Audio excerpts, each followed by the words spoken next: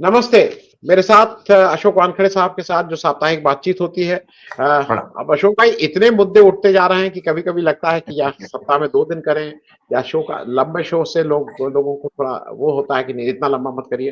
तो पहले तो अशोक भाई बहुत-बहुत बधाई आपने 14 तारीख को जिस तरह से दीक्षा भूमि में जाके और मैं हर व्यक्ति से कहूँगा कि उसको गूगल कर लीजिए अशोक भाई का एक दीक्षा भूमि में एक भाषण है उसको देखिए।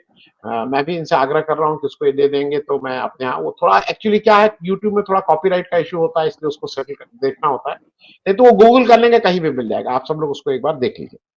अशोक भाई ये जो नया अब शुरू हुआ मतलब अ, राहुल गांधी, सोनिया गांधी को चार्जशीट में नाम आना 11 साल बाद राहुल रॉबर्ट वड्रा वडेरा को फिर ईडी में बुलाना।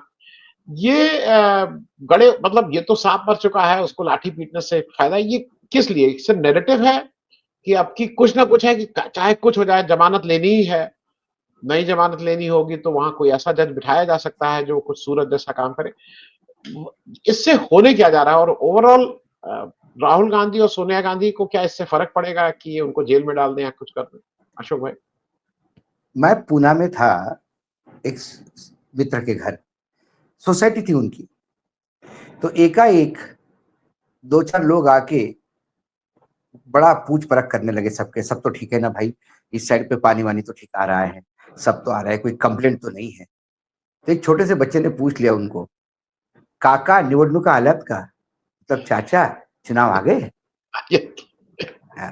तो आज की डेट में भारतवर्ष में जब किसी नेता के खिलाफ ईडी एक्टिव हो गई, चार्जशीट फाइल हो गई, फिर को उसको बुला लिया इंक्वायरी के लिए पुराने केस में, समझ लेना किसी ना किसी राज्य में चुनाव होने वाले हैं। और उस राज्य में शायद जिनको बुलाया जा रहा है वो सत्ता पक्ष के लिए तकलीफ हो रहे हैं। प्रॉब्लम है बिहार का। मैं पहले भी अपने अपने यहाँ बिहार पे बात की। हमने हमने कहा कि नर्मदा के इस पार पूरा का पूरा बेल्ट बीजेपी में हो गया है। मैं हिमाचल को छोड़ देता हूं क्योंकि वो छोटा राज्य है, वो अल्टी पल्टी होते रहता है। लेकिन आप नर्मदा के उस जो नर्मदा को लग के जो राज्य है, जैसे महाराष्ट्र है, गुजरात है, वो भी बीजेपी में है। बीजेपी तेलंगाना में प्रयास कर रही है, आंध्रा में उनकी सरकार है, तमिलनाडु केरल ये दो राज्य उनके अभी पहुंच के बाहर है। ऊपर उड़ीसा भी उनके कब्जे में आ गया है। ऊपर सिर्फ दो राज्य बचे हैं, एक है बंगाल और एक है बिहार, जहां वो अपने बलबूते पे आना चाहते हैं। यदि बिहार में अपने बलबूते पे आ गए तो एक बंगाल यदि उन्होंने ले लिया तो आप इमेजिन करिए, नॉर्थ ईस्ट से लेके महाराष्ट्र तक डाउन बीजेपी होगा। और बीजेपी का ये सपना है, किसी भी राजनीतिक दल का सपना है, तो मैं बुरा नहीं मानता। लेकिन वो सपना साकार करने के लिए आप जनता के कितने सपने तोड़ेंगे, ये सवाल है। आप अपना सपना साकार करिए, कोई प्रॉब्लम नहीं। राजनीति में है, सत्ता पाने के लिए, लेकिन सत्ता ये लोक सेवा का साधन है, सत्ता स्वार्थ का साधन मत बनाइए। अब बिहार में चुनाव है। बिहार में जनता दल यूनाइटेड को बीजेपी खा चुकी है पूर्ण रूप से। बीजेपी चाहती है कि जनता दल यूनाइटेड बिल्कुल उसकी स्थिति जनता दल यस जैसी हो गई है। अब जनता दल यस और जनता दल यू एक एक एक जैसा हो गया है। तो वो चाहते हैं कि ये straight fight between two parties, RJD और बीजेपी। ऐसे में वहां जो आरजेडी के साथ गठबंधन में है कांग्रेस, कांग्रेस ने जिस हिसाब से गुजरात में राहुल गांधी का भाषण, उसके बाद गुजरात में अधिवेशन, उसके बाद में बिहार में लगातार एग्रेशन, ये तीन चार बातें ये बताती है कि इस क्रूशियल पीरियड में जहां कांग्रेस बिल्कुल मनासनत स्थिति में थी, वहां कांग्रेस एकदम एग्रेसिव हो गई है। और जब एग्रेशन बढ़ता है तो बीजेपी के पेट में गोला हो जाता है। ऐसे 10 राज्य है जहां बीजेपी और कांग्रेस सामने सामने है। बीजेपी लोकसभा में यदि इतने नंबर पे है तो वो सिर्फ कांग्रेस की वजह से, क्योंकि कांग्रेस के उन 10 राज्यों में कांग्रेस ने बिल्कुल हथियार डाल दिए और बीजेपी स्टंपिंग इसे जीत जाती है। तो यदि बीजेपी कल कांग्रेस यदि बिहार में एक्टिव होके यदि इनको सत्ता से दूर रखा, तो आप इमेजिन करोगे उस बूस्टर डोज से इसी एग्रेशन के साथ यदि कांग्रेस बाकी राज्यों में आएगी, 10 राज्यों में, तो बीजेपी 100 के नीचे आती है। ये कोई बच्चा भी समझता है, कोई एक कागज की कैलकुलेशन से। और बीजेपी का जहां राज्य है वहां कोई परफॉर्मेंस बहुत हेवी नहीं है। कर्जे में डूबे स्टेट है, भ्रष्टाचार अथाह है, व्यभिचार और लॉ एंड ऑर्डर की सिचुएशन तो पूछो ही मत। विधायक का बेटा ही जाके अब पंडित ही पंडित को पीटने लगा है, बताइए आप। पहले तो पंडित सवर्ण दलितों को पीटते थे, अब पंडित कोई नहीं मिला तो पंडित को ही पीट मारा, क्योंकि एक पंडित एक विधायक का बेटा है, दूसरा पंडित पुजारी है बेचारा, तो वो गरीब हो गया, उसको पीट डाला। ये स्थिति हो गई। तो कुल मिलाकर अब बिहार में जो एग्रेशन हो गया, बिहार में आप देखिए उसकी रैली निकली, पलायन रोको नौकरी दो, उस रैली में राहुल गांधी का जाना, सचिन पायलट का जाना, एलोवेरा ने वहां पे बिल्कुल डिस्ट्रिक्ट लेवल तक पूरी पार्टी बांधने का प्रयास किया। इसके साथ यदि कांग्रेस और ज्यादा अच्छी सीटें लाती है, पिछले बार यदि कांग्रेस का स्कोर अच्छा होता तो आरजेडी और कांग्रेस की सरकार कब की बन चुकी होती, 5 साल तक सरकार रहती। इस बार कांग्रेस वो चांस लेना नहीं चाहती, थोड़े स्लीपर सेल है, उनको यदि कांग्रेस दूर रखे तो बीजेपी वहां पे सत्ता में आने का सपना उनका टूट सकता है। फिर क्या करे, यदि कांग्रेस ज्यादा एग्रेसिव हो जाए तो फिर कांग्रेस का टेटुआ दबाओ, फिर सोनिया गांधी और राहुल गांधी को कोर्ट में हाजिर करो, मारो कोर्ट के चक्कर। और जब कोर्ट में हाजिर हो जाएंगे तो रोज बदनामी होगी, क्योंकि कोर्ट ने आज ऐसा कहा, अब ये जेल जाने वाले हैं, ये तो जमानत पे है, ऐसे कई बातें कर करके ये लोग ये करते हैं। अब ऐसा देखा जाए तो हमारे कैबिनेट में, केंद्रीय कैबिनेट में कितने मंत्री ऐसे हैं जिनके ऊपर आरोप है, केसेस चल रहे हैं।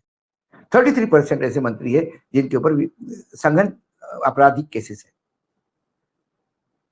तो कुल मिलाकर ये कहीं ना कहीं हतोत्साहित करो। यदि पार्टी को आपने उलझाए रखा सोनिया गांधी और राहुल गांधी और इस हेराल्ड गली केस में, तो फिर बिहार का फोकस कम हो जाता है, जहां उनको बिहार में एक खेल करना है। रही बात वाड्रा की, तो जहां जहां हमने तो पहले भी देखा, वाड्रा को 8-8 घंटे बुला के बुलाया, पूछा। अब मुझे बताइए, 8-8 घंटे, 3 दिन तक, 4 दिन तक आपने पूछताछ की, प्रियंका गांधी छोड़ने जाती थी, लेने जाती थी, वो 8 घंटे में आपको एक ढेले भर का इंफॉर्मेशन नहीं मिला कि आप उसको अरेस्ट कर लेते। ये बात कब की है? आज से 5 साल पहले की। उसके बाद फिर वाड्रा को बुलाना शुरू कर दिया है। वाड्रा को बुलाना शुरू करना और उसका हेडलाइन छपना कि वाड्रा फिर ईडी के वहां इंक्वायरी ऑर्डर के लिए, वाड्रा का फिर 6 घंटे लगातार सघन ये किया। अरे भाई, ये ईडी के अधिकारी, ये तो बदलो, ये इतने नाकारा अधिकारी है कि 8-8 घंटे किसी के साथ बातचीत करने के बाद एक ढेले भर का उसके ऊपर चार्ज नहीं लगा सकते। यदि वाड्रा भ्रष्ट है तो जेल जाना चाहिए, ये मेरा मानना है। लेकिन सिर्फ भ्रष्टाचार के आरोप लगा के किसी की इमेज खराब करना, ये भी गलत बात है। इतने दिनों तक चल रहा है कि भाई इसने ये किया, हुड्डा जी ने ये किया, हुड्डा जी ने वो किया, तो हुड्डा जी जेल में हो जानी चाहिए। हुड्डा जी बाहर क्यों है? सारी एजेंसियां आपके पास है, सारे सबूत आपके पास है, सब कुछ है, फिर हुड्डा जी बाहर क्यों है? इसका मतलब ना आपके पास सबूत है, आपके पास सिर्फ आरोप है। आप न्यायपालिका में खड़े नहीं हो सकते। आपने सोरेन को डाल दिया, न्यायपालिका ने जूता मार के उनको बाहर कर दिया। तो कुल मिलाकर ये एक, अभी चुनाव आए और ईडी एक्टिव नहीं हो, ये चार्जशीट बहुत पहले फाइल हो जानी चाहिए थी। 2012 का मामला है सर ये। ईडी में क्या ह्यूमन रिसोर्स नहीं है क्या? ईडी में किस जज की कमी है कि इस चार्जशीट फाइल करने में इतना टाइम लग गया?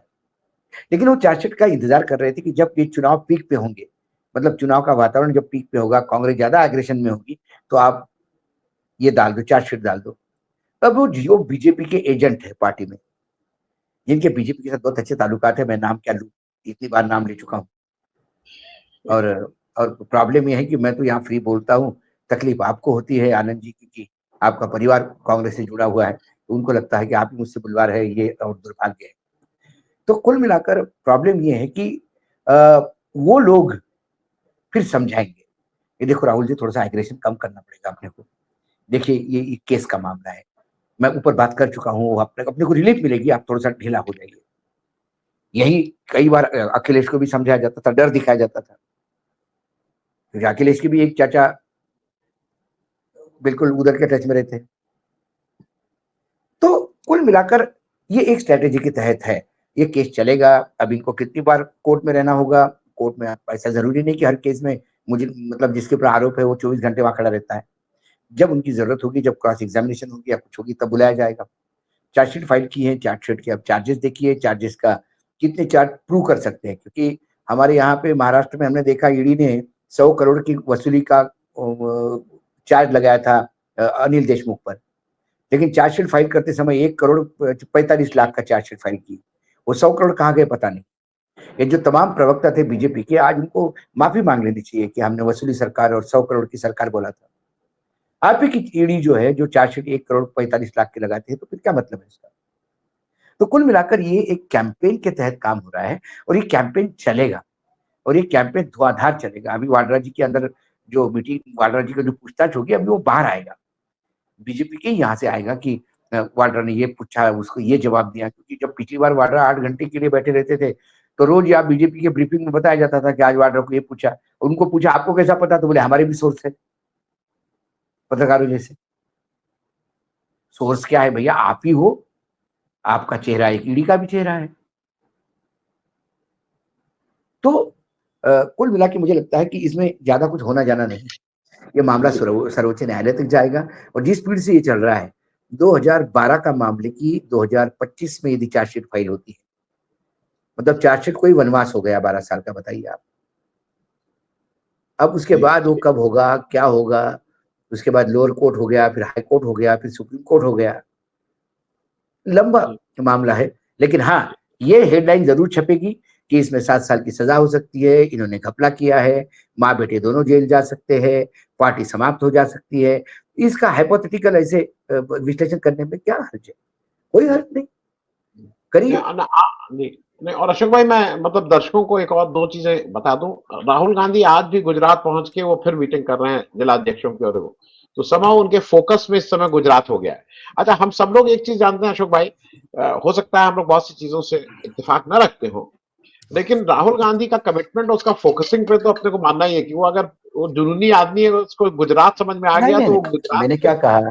अब जी, मुझे राहुल गांधी के मेहनत पे, मैंने उनके, आप ही साथ में थे, मैंने तो जी, कहा था कि I feel pity on his him for a reason, he is a lone fighter in a congress. वो अकेले योद्धा है जो लड़ रहे हैं। दुर्भाग्य इतना है कि वो पूरा खून पसीना, पूरा जी जान लगा के लड़ते हैं, और पानी फेंकने के लिए पीछे से लोग खड़े हैं। जी, जी। वो सवाल है, और उनके पीछे बूस्टर नहीं है कि राहुल गांधी ने 1 कदम आगे गए तो 5 कदम आगे जाने के लिए। वो प्रॉब्लम है कांग्रेस में। अभी देखिए, बूस्टर छोड़ वासावा दीजिए। नाम का, नहीं वासावा एक अशोक। बहुत बड़ा नाम, कांग्रेस बीजेपी की जगह थी। वासावा एक बहुत बड़ा नाम, पार्टी ने उसको राज्य की इकाई में महामंत्री बना दिया। छोटू वासावा के बेटे हैं वो, है ना, भारतीय ट्राइबल पार्टी के करता जनक धरता। रहे हैं। हाँ, हाँ। करता धरता। उन्होंने बीजेपी ज्वाइन कर ली क्योंकि उनके क्षेत्र में कुछ काम होगा। कल उन्होंने 14 तारीख को बाबा साहेब आम्बेडकर की जयंती के उपलक्ष्य में इस्तीफा देके कहा कि भैया आप लोग संविधान की 12 बजा रहे हैं, मैं आपके साथ नहीं रह सकता। और जैसे ही उन्होंने पार्टी छोड़ी, बीजेपी के लोग कहते कि अरे भाई वो तो बहुत छोटे मोटे थे। अरे वो छोटे मोटे थे तो महामंत्री क्यों बनाया था? छोटे मोटे थे तो लिया क्यों था पार्टी में? छोटे मोटे थे तो लोकसभा के समय उनको आगे आगे क्यों किया था प्रचार के लिए? कोई छोटा भी जी, बीजेपी ज्वाइन करता है तो ये बोलता है क्रांतिकारी कदम है, और कोई बड़ा आदमी बीजेपी छोड़ के जाता है तो बोलता है कि ये छोटा है, इससे कोई फर्क नहीं पड़ता। जी, लेकिन गुजरात में है, तो गुजरात में रिवर्स माइग्रेशन चल रहा है, बीजेपी छोड़ के लोग जा रहे हैं। ये बड़ा एक इशू है जिसको बीजेपी ने भी देखने की जरूरत है। अशोक भाई, मैं अपने दर्शकों को एक चीज क्लियर कर दूं, उनको कभी कभी लगता है, और तरह तरह के मुझे, और मैं बिना आपसे पूछे बता दे रहा हूं, राहुल गांधी हम लोगों को लगता है कि एक अकेला व्यक्ति पूरे हिंदुस्तान की इस समय जो राजनीति का अकेला व्यक्ति, इररिस्पेक्टिव ऑफ पार्टी, कि जिसकी बात पे विश्वास किया जा सकता है, नहीं तो बाकी तो किसी की हाँ बात पे विश्वास करने ही लायक नहीं। क्योंकि कौन किसकी गोदी में कब जाके बैठ जाएगा, क्योंकि कई गोदियां हैं जो बहुत गर्म हैं, बहुत बुला रही हैं, इनवाइटिंग है, तो किसकी गोदी कहाँ कौन बैठ जाएगा। मैं अब जरा एक चीज और समझ, मोदी जी को क्या हो जाता है, मोदी जी मतलब या तो अनर्गल बातें करते हैं, या उनका दिमाग में यही सब चल, वो जाके अब हरियाणा में कह रहे हैं कि अगर ये वक्फ बिल आ गया होता तो ये पंचर जोड़ने का, जो इनको इतने सालों से कांग्रेस पंचर जोड़ना करवा रहे, मतलब मुसलमानों को अटैक कर रहे हैं।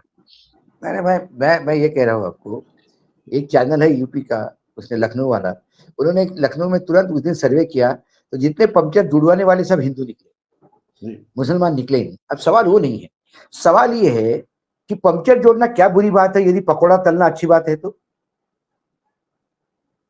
जिस जो आदमी पकौड़ा तलने को रोजगार कहता है, फिर पंक्चर जोड़ना ये कौन सा निम्न स्तर का काम हो गया? दूसरी बात, मुसलमानों के बच्चे पंक्चर जोड़ते तो घर में कम से कम 1,000 रुपए लेके जाते हैं रात को। आपके बच्चे क्या करते हैं? त्रिशूल लेके जय श्री राम करते हैं या तलवार लेके करनी सेना का नाम लेते हैं, ये बच्चे घर क्या ले जाते हैं? क्या ले जाते हैं? 2-4 केसेस अपने ऊपर, या किसी किसी दूसरे व्यक्ति को पीटने का एक सेटिस्फेक्शन। सवाल यह है कि वक्फ बोर्ड यदि ठीक से काम करता तो ये पंक्चर नहीं जोड़ते। तो कल मैं क्या कहूं कि राम मंदिर ट्रस्ट ठीक से काम करता तो राम मंदिर ट्रस्ट के परिसर में ही किसी लड़की की इज्जत नहीं लूटी जाती। यही कहेंगे, यही कहना होगा। यदि महाकाल लोक का ट्रस्ट जो भी है, जो देखता है मैनेजमेंट, या शिरडी का ट्रस्ट ठीक से काम करता तो फिर शिरडी में बेरोजगारी नहीं होती। ये स्टेटमेंट कहां से आ गया? वक्फ बोर्ड संपत्ति का रखरखाव करता है, उसके अच्छे बुरे करने में क्या काम है? क्या मंदिरों के घपले नहीं होते? क्या एक मंदिर का सोने का लफड़ा, अभी वो जो उत्तराखंड के एक मंदिर में सोने का क्या चढ़ना था और वो सोना क्या निकला, ये घपला नहीं हुआ? जी जी। सवाल ये है कि क्या पूरा तिरुपति वहां है तो है, तिरुपति का इतना बड़ा ट्रस्ट है और इतना पैसा आता है तिरुपति के यहाँ, तो हम ये कहेंगे कि यदि आंध्र प्रदेश में बेरोजगारी है तो ये तिरुपति का क्या प्रॉब्लम है? तिरुपति ट्रस्ट ने ठीक से काम नहीं किया। सवाल है, प्रधानमंत्री आप ठीक से काम करें तो आपको इस देश में बेरोजगार नहीं मिलेगी। प्रधानमंत्री ठीक से काम करे तो यहाँ किसान आत्महत्या नहीं करेगा। प्रधानमंत्री ठीक से काम करे तो रुपए की भी इज्जत बनी रहेगी। प्रधानमंत्री जाके ठीक से अपने भारत की अस्मिता रखे अमेरिका के सामने तो अमेरिका का चाबुक अपने पीठ पे नहीं पड़ता। कई चीजें हैं। वक्फ बोर्ड अच्छा काम करे वो छोड़ दीजिए, आप अच्छा काम करते तो देश की कई, देश पे 205 लाख करोड़ का कर्जा नहीं होता। आप ठीक से काम करते तो, आप ठीक से काम करते तो किसानों को आंदोलन नहीं करना होता। आप ठीक से काम करते तो किसानों को एमएसपी मिल जाती जो चाहिए उनको। आप ठीक से काम करते तो एमएसपी का कानून बनता। जो डिमांड आपने खुद मुख्यमंत्री होते हुए की प्रधानमंत्री मनमोहन सिंह से, आज आप प्रधानमंत्री है तो अपनी तो डिमांड कम से कम उस जगह पे बैठने पे पूरी करें। तो उस टाइम आपने पत्र लिखा क्योंकि आपको समझ ही नहीं देती आप क्या लिख रहे हैं। या आज आप इस पद पे बैठे जहां अहंकार इतना है कि आपको किसी की डिमांड मांगनी नहीं है। आप ये भूल गए कि ये डिमांड खुद की है, खुद ने खुद को दिया है। ये तो करिए, खुद को करिए। कम से कम मैंने लिखा हुआ पत्र अब मैं ही पढ़ता हूं और मैं ही उसको सैंक्शन करता हूं। नहीं करोगे आप तो जी प्रधानमंत्री, जी आप पहले कोई भी किसी को नसीहत देने के पहले पहला काम अपन खुद करो। जिस काम के लिए आप हो वो काम करिए। जी हम तो जी। दर्शकों को भी कहते हैं कि हम यदि गलत हो, हमने गलत फैक्ट्स दिए, हमने कुछ गलत चीजें आपके सामने रखी तो बाकायदा हमको आप बताइए। और होता है ऐसा नहीं कि लोग बोलते हैं तो हम रेक्टिफिकेशन भी करते हैं। मैंने जयदेव ठाकरे के बारे में बोला था कि जयदेव ठाकरे को बाला साहब ठाकरे ने घर से बाहर निकाल दिया। जब बाद में जयदेव जी ने मुझे पूछा कि कहा कि ये फैक्ट गलत है, उन्होंने मुझे नहीं निकाला, घर से निकाला था, मैंने खुद घर छोड़ा था स्वेच्छा से। मैंने उनसे माफी मांगी, मैंने बोला ये गलत, ठीक है बिल्कुल मैं आपकी बात मानता हूं। तो प्रधानमंत्री तो आजकल बस 24 घंटे उनको यही काम है। मुझे ये नहीं समझ में आ गया, वक्त का बिल पूरा मैंने पढ़ा, वक्फ बोर्ड के बिल में कोई कहा मुझे रोजगार पैदा होने की कहां जगह दिखती है? मुझे तो दिखी नहीं गई पूरे बोर्ड में। जिससे रोजगार पैदा होगा तो ये लोग पंक्चर नहीं कराएंगे।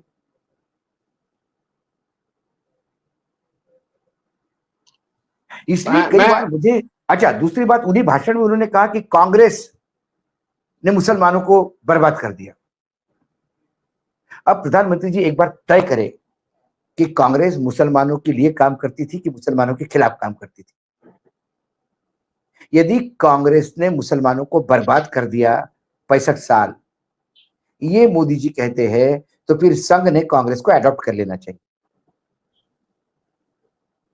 जो मुसलमान को इस देश से भगाना चाहते हैं उन सब ने कांग्रेस की जय जयकार करनी चाहिए क्योंकि कांग्रेस ने मुसलमानों को बर्बाद किया। ये कौन कहता है?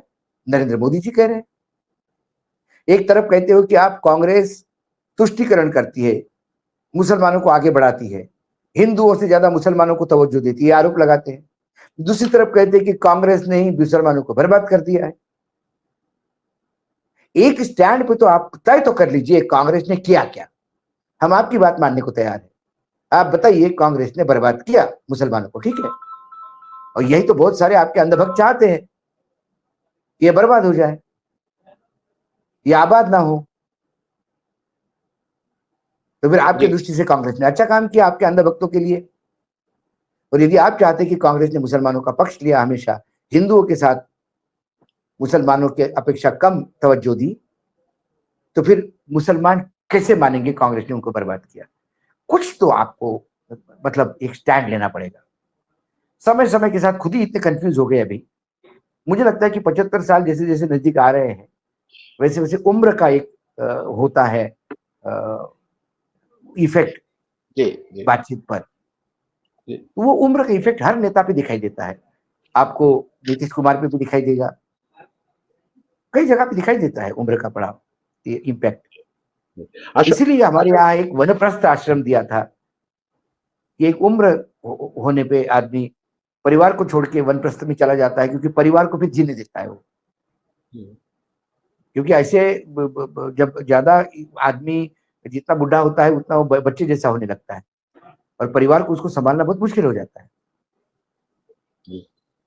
अशोक अशोक भाई, मैं अब एक अंतिम प्रश्न पे आऊं उससे पहले एक तेरा आंकड़ा दर्शकों के साथ कर दूं। जब जितनी देर में आपने बताया था, मैंने कहा जल्दी से जोड़ लूं।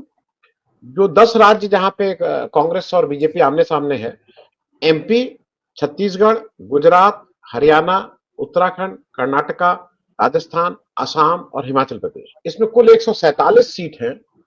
और उसमें आज कांग्रेस केवल 23 सीट पे जीत के आई है। और उसमें से भी अगर कर्नाटक की 9 और राजस्थान की 8 हटा दीजिए, 17 ये हटा दीजिए, तो कांग्रेस वर्चुअली ना के बराबर है। तो जो अशोक भाई बार बार कह रहे मैंने जो हैं कैलकुलेट किया था वो 23 सीटें आ रही थी टोटल मिलके, और मैंने राजस्थान की सीटें हटाई थी, क्योंकि राजस्थान की सीटें किसी और के भरोसे आई थी, या आप भी हाँ, जानते हैं और हम भी जानते हैं। लेकिन राजस्थान और को मिला के 23 आ रही है यहाँ, जो हाँ ये 10 बताइए आप, राज्य है, ये 23 आ रही बताइए आप। है। तो ये हाल है कि मतलब बाकी जो कांग्रेस की 100 सीटें हैं उसमें से यदि ये 23 सीटें निकाल दो आप, तो आपके पास कितनी सीटें रहती है? आपके पास रहती है 77 सीटें। 100 सीटें हैं कांग्रेस के पास, तो ये 77 सीटें हैं कांग्रेस को मात्र उनके साथी दलों ने दिलवाई। महाराष्ट्र में सेना और शरद पवार ने दिलवाई है, उद्धव और शरद पवार ने। यूपी, यूपी में बिहार, अखिलेश ने दिया झारखंड, है, यूपी, झारखंड, सभी बिहार, जगह मित्रों ने झारखंड, दिलवाई है। तो तमिलनाडु, इसीलिए तमिलनाडु। इसीलिए राहुल गांधी अपने जिला लेवल के लोगों को फोकस कर रहे हैं। ये बहुत अच्छी बात है संगठन, लेकिन प्रॉब्लम ये है कि जिले के अध्यक्ष यदि ऊपर से नियुक्त होते रहेंगे, वही जो स्लीपर सेल है बीजेपी के, वही जाके जिला अध्यक्ष नियुक्त करेंगे, तो वो जानबूझ के ऐसे करेंगे कि जो परफॉर्म नहीं कर पाए। सवाल है कि जो जिला अध्यक्ष नियुक्त हुए, इनका हर 3-3 महीने का ऑडिट हो जाना चाहिए, ये कैसे परफॉर्म कर रहे हैं। आ, अशोक भाई, अब मैं एक अंतिम प्रश्न ऐसा है, वो प्रश्न इसलिए पूछना जरूरी है क्योंकि मैं उसको लार्जर उसमें देखता हूँ, उसकी निटी ग्रिटी बहुत ज्यादा नहीं समझ पाता हूँ, पढ़ के ही जो समझ पाता हूँ। मुझे ऐसा लगता है कि धारावी में जो लोग वहां हैं, और वो एक समाज का एक वैसा वर्ग है जो बहुत गरीब भी है, लेकिन वो बहुत इंपॉर्टेंट भी है, क्योंकि वो पूरे मुंबई को नहीं, उस देश के बहुत से उद्योगों का एक तरह से वो बिल्कुल सीड है। और मुंबई की तो बहुत सी सांस अटकी है धारावी पे। धारावी को जिस तरह से एक पैकेज करके अडानी जी को सौंप दिया गया, और अब आ भी गया कि वहां से सबको हटाया जा रहा है, डिस्प्लेस किया जा रहा है, ये ओवरऑल क्या धारावी है, और ये उन लोगों का भला होगा कि धारावी वो का मैं जरा मामला जो उसको है, बता दीजिए, जरा उसको धारावी का समझा दीजिए। मामला बहुत टिकलिश हो गया है। धारावी ये अडानी को दी हुई सबसे बड़ी गिफ्ट है, ऐसा मैं मानता हूं, क्योंकि मुंबई में जमीन ही है जो कुछ है। मुंबई में यदि आपके पास 100 गज का प्लॉट है तो आप अब्जोपति है मान। ये पूरी धारावी की धारावी गिफ्ट दी गई है अडानी सेठ को। धारावी का टेंडर जो एक कंसोर्टियम ने दिया था पहले, वो बहुत अच्छा काम करने का उनका उनका उनका प्रपोजल बहुत बढ़िया था, लेकिन उसे रद्द करके अडानी को एडजस्ट करने के लिए उस टेंडर की बहुत सारी क्लॉजेस बदल के उस कंपनी को टेंडर में नहीं आने दिया। ये सर्वोच्च न्यायालय में केस चल रहा है। सर्वोच्च न्यायालय ने बहुत पॉजिटिवली केस को लिया है गोदी मीडिया ने बोला कि वो अडानी को रिलीफ मिला, कोई रिलीफ नहीं मिला। सुप्रीम कोर्ट ने आदेश दिया है, सर्वोच्च न्यायालय ने, कि एक एस्क्रो अकाउंट खोल के सारी चीजें, ये धारावी के रिलेटेड सारे पेमेंट उसी अकाउंट में उसे होंगे। क्योंकि उनने कहा कि प्रथम दृष्टया ये मामला बिल्कुल गंभीर है कि आपने किसी को जानबूझ के ये टेंडर दिलवाया है, खिलवाड़ करके टेंडर के साथ। सवाल सिर्फ, देखिए अडानी को कितना लुटा के देंगे आप, पूरा धारावी उनके गले में दे दिया। अब धारावी से जो लोग बाहर निकल रहे हैं, बाहर जिनको सेटलमेंट करना है, धारावी से बाहर निकाल के जिनको रखना है, उसके नाम पे लाखों करोड़ रुपए की जमीन फिर अडानी को दी जा रही है, सॉल्ट पैन की जमीन दी जा रही है। और एक जगह जो मुलुंड का जो एरिया है, वहां पे तो जहां पे लैंड, मतलब ये कचरा डंप करने का जो यार्ड है, उस पे सेटलमेंट करने की बात कर रहे हैं। वहां पे तो पॉइजनस गैसेस निकल रहे हैं। वहां पे करीब करीब 50,000 लोग यदि सेटल हो जाएंगे तो उनके जी जान पे खतरा है। अडानी जी ने पूरा टेंडर डिजाइन करवाया अपने लिए, सर्वोच्च न्यायालय में केस चल रहा है भाई। न्यायपालिका ऐसा थोड़ी है कि यूं ही केस एडमिट कर ले। उन्होंने स्टे नहीं दिया, लेकिन उन्होंने कहा कि एक ही अकाउंट से पेमेंट होगा, और इसमें मतलब आगे पीछे यदि ये टेक ओवर करे, दूसरे कंपनी को प्रोजेक्ट देना पड़े तो उसी अकाउंट में शिफ्ट होगा। और अंदर जो है वो किसको उसका रहवासी माना जाएगा, इस पे झगड़ा है। जो डेडलाइन, जो टाइमलाइन ये कर रहे हैं, उससे पहले उसमें कई लोग माइनस हो रहे हैं उसमें से, जिनको इसका बेनिफिट नहीं मिल रहा है, जो लाभार्थी नहीं बनेंगे, लेकिन रह वही रहे हैं। इसको लेके कई कई भ्रांतियां, मतलब हम, अब 8 घंटे का एक शो हो सकता है धारावी पे, इतना धारावी में गड़बड़ झाला है। जी। वहां के जो लोग अशोक हैं, जी, उन्होंने यूनियन बनाया, उनके लिए लड़ रहे हैं, लेकिन दुर्भाग्य है महाराष्ट्र जैसे राज्य की, या छत्रपति शिवाजी महाराज के नाम से राज्य करते, जो अस्मिता थी हमारे राजनीतिक के, जो वर्तमान में जो सत्ता में लोग हैं, वो पूछ हिलाते हुए दिल्ली दरबार में आते, नतमस्तक हो जाते हैं, क्योंकि उन्हें सत्ता में बना रहना है, उन्हें ईडी से निजात चाहिए, उन्हें सीबीआई का डर है, उन्हें इनकम टैक्स का डर है। वो अपने स्वार्थ के चलते पूरे महाराष्ट्र को बेच डाला है, ये मैं कहूं तो आश्चर्य नहीं होगा। जी। मैं और अशोक भाई बस सबसे बड़ा लाभार्थी यदि कुछ होगा चाटुकार नेता के चलते, तो गौतम अडानी एंड कंपनी सबसे बड़े लाभार्थी। मैं सिर्फ एक चीज कह दूं, धारावी को जब आप जाइए, वो एक मिनी भारत है, वो एक औद्योगिक भारत है, वो एक धर्मनिरपेक्ष भारत है, और वो शायद, मैं तो ये कहूंगा कि वो मुंबई से बड़ा वो भारत है, क्योंकि वो जितना रिप्रेजेंट वो भारत की डाइवर्सिटी को करता है, उतना शायद कहीं नहीं करता। मल्टीलिंगुअल है वो, शायद एक छोटे से कोई ऐसा राज्य नहीं जहां का रहवासी धारावी में नहीं मिलता हो आपको, और कोई ऐसी भाषा नहीं जो वहां नहीं बोली जाती, धारावी बोली नहीं जाती। तो मैं उस दृष्टि से मुझे हरदम दुख होता है। मैं एक अंतिम इसलिए चलते चलते, एक लापता है, 2 लोग लापता हैं, उनके बारे में, एक तो हमारे केजरीवाल साहब लापता हो गए हैं, और एक केसीआर साहब। जैसे बाकी लोग भी हारे हैं भाई, अखिलेश लापता नहीं है, शरद पवार लापता नहीं है, सचिन पायलट लापता नहीं है, ठाकरे साहब लापता नहीं है, बघेल जी लापता नहीं है, तेजस्वी लापता नहीं है, ये 2 लोगों को क्या, कहाँ है? कुछ पोस्टर वोस्टर लगवाना पड़ेगा क्या? नहीं, मुझे लगता है केजरीवाल जी ने अंडरहैंड मिला लिया है बीजेपी से। जिस हिसाब से किसान आंदोलन पंजाब में उठा, जी। और अब केजरीवाल जी के बारे में कोई एजेंसी भी कोई इधर उधर बोलती हुई नजर नहीं आ रही पिछले 4 महीने से, 3 महीने से। नहीं, और पूछ भी नहीं केजरीवाल रही जी है, भी चुप है, पूछ भी नहीं पूछ भी रही, नहीं तो रही। ये अब, हाँ, तो फिर अभी बस जो विरोध करना है, हाउस में 2-4 विरोध करते हैं, उतना ही रहता है। संजय सिंह भी आपको थोड़े से चुप से दिखाई देते हैं। कई चीजें हैं जो अब कॉम्प्रोमाइजिंग लेवल पे है, ऐसा मुझे लगता है। रही केसीआर की बात, तो मैं व्यक्तिगत रूप से केसीआर को जानता हूँ। केसीआर इस सदमे में है कि केसीआर को ये लग रहा था, जिस तरह से उन्होंने तेलंगाना में सत्ता सिंगल हैंडेडली अपने हाथ में रखी, वैसे ही वो पूरे भारत पे राज कर सकते हैं। इसलिए उन्होंने टीआरएस का बीआरएस किया। और जब वो बीआरएस की संकल्पना कुछ पत्रकारों को बुला बुला के बता रहे थे, उसमें मैं भी था, मेरे साथ आपके लखनऊ की एक पत्रकार और भी थी। तो मैं पूरे 36 घंटे डिस्कशन चला आनंद जी, और 36 घंटे में मैंने उनको एक ही हाथ जोड़ के विनंती की कि आप तेलंगाना संभालिए, आप ये मत सोचिए कि तेलंगाना जैसा आप बिहार और यूपी भी कब्जा कर सकते हैं। उन्होंने बोलते हुए कहा था, बोले मैं एक रैली करूंगा पटना में और देखना पूरा बिहार मेरा होगा। मैं खूब जोर से हंसा। मतलब जो भी आपको बता रहा है, आपका संजय विचार मंच होगा। बोले मतलब? मैंने कहा लोग आपसे पैसे ले लेंगे, मजे करेंगे, आपको एक पैसे का रिटर्न नहीं मिलेगा। लेकिन जो पत्रकार मेरे साथ थे वो मुझे भी बता रहे थे, अरे तुम्हारा क्या जाता है यार, हाँ बोल दो ना। और उनने कहा कि आप यूपी में आइए, मैं आपकी लखनऊ में मीटिंग करवा देता हूँ और बिल्कुल लखनऊ में आपका राज होगा। उसके बाद उस पत्रकार का भला हो गया होगा, उन्होंने किया होगा, और हम तो बिल्कुल साइड को रहेंगे। हमने बोला भैया आपकी बीआरएस, मैं आपको एक अंतिम अंतिम बार बता रहा हूँ, अंतिम बार। और ये बात वो है कि बीआरएस के चक्कर में टीआरएस मत खो देना, भारत के चक्कर में तेलंगाना मत खो देना। और वही हुआ। वो लगातार फार्म हाउस पे रहते हैं, संवाद नहीं है। उनके कई कार्यकर्ता है जो उनके पार्टी के ऑफिस बेरर्स है, वो लगातार मुझसे टच में रहते हैं। तो वो उनकी भी पीड़ा यही है। और मुझे भी आज भी लगता है यदि ठीक से बीआरएस एक बार फिर से उतर जाए मैदान में, तो बीआरएस की वापसी कोई रोक नहीं सकता। उस सरकार में सिर्फ एक ही प्रॉब्लम था कि वो लोगों से उनका कांटेक्ट टूट गया था। जीवंत जो जिसके लिए किसी राव साहब जाने जाते थे लोगों के बीच में रहने के, वो लोगों से दूर हट गए थे। नहीं तो ऐसा वेलफेयर स्टेट मैंने नहीं देखा। किसानों को बिजली मुफ्त, पानी मुफ्त, 24 घंटे पानी, 24 घंटे बिजली, 3-3 फसल लेने वाला किसान। राज्य की जीडीपी 3 गुना बढ़ी थी।